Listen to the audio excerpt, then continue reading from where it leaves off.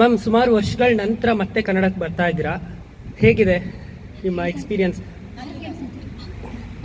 ಯಾಕಂದರೆ ಅಲ್ಲಿ ಒಂದು ದೊಡ್ಡ ರಿಯಾಲಿಟಿ ಶೋನಲ್ಲಿ ಭಾಗವಹಿಸ್ಬಿಟ್ಟು ಬರ್ತಾ ಇದ್ದೀರಾ, ಸೊ ನಿಮ್ಮ ಎಕ್ಸ್ಪೀರಿಯನ್ಸ್ ಹೇಗಿದೆ?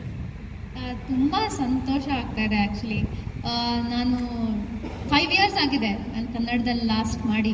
ಆ್ಯಂಡ್ ತುಂಬ ವರ್ಷದಿಂದ ವಾಪಸ್ ಬರಬೇಕು. ಮಧ್ಯದಲ್ಲಿ ಮೂವೀಸ್ ಎಲ್ಲ ಮಾಡಿದ್ದೆ, ಬಟ್ ನಮ್ಮ ಕಲರ್ಸ್ ಕನ್ನಡ ಅಲ್ಲಿ ಏನಾದರೂ ಮಾಡಬೇಕು ಅಂತ ಆಪರ್ಚುನಿಟಿ ನೋಡ್ತಾನೆ ಇದ್ದೆ. ಬಟ್ ಏನೋ ಅದು ಸಿಂಕ್ ಆಗ್ತಾ ಇರಲಿಲ್ಲ. ಬಟ್ ಇದು ಸಡನ್ ಬಿತ್ತು ಕರೆಕ್ಟಾಗಿ.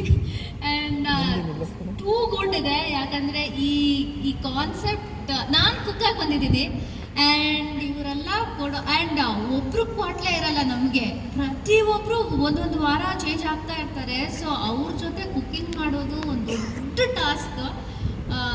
ನಮಗೆ ಶೂಟಿಂಗ್ ಮಾಡ್ತಾ ತುಂಬ ಎಂಟರ್ಟೈನ್ ಆಗ್ತಾ ಇದೆ. ಸೊ ನೋಡೋರಿಗೆ ಇನ್ನೂ ಎಂಟರ್ಟೈನ್ ಆಗುತ್ತೆ. ನೀವೆಲ್ಲ ಅಲ್ಲಿ ಸಿಂಕ್ ಆಗಿ ಹೋಗ್ತೀರಾ ನಮ್ಮ ಜೊತೆ. ಅಲ್ಲಿ ಕೂತ್ಕೊಂಡು ಅಯ್ಯೋ ಯಾಕೆ ಅಷ್ಟು ತೊಂದರೆ ಕೊಡ್ತಾ ಇದ್ದೀರಾ ಅಂತ ನಮ್ಮ ಜೊತೆ ಕನೆಕ್ಟ್ ಆಗಿಬಿಡ್ತೀರಾ ಅಂತ ನನ್ಗನ್ಸ್ತಾ ಇದೆ.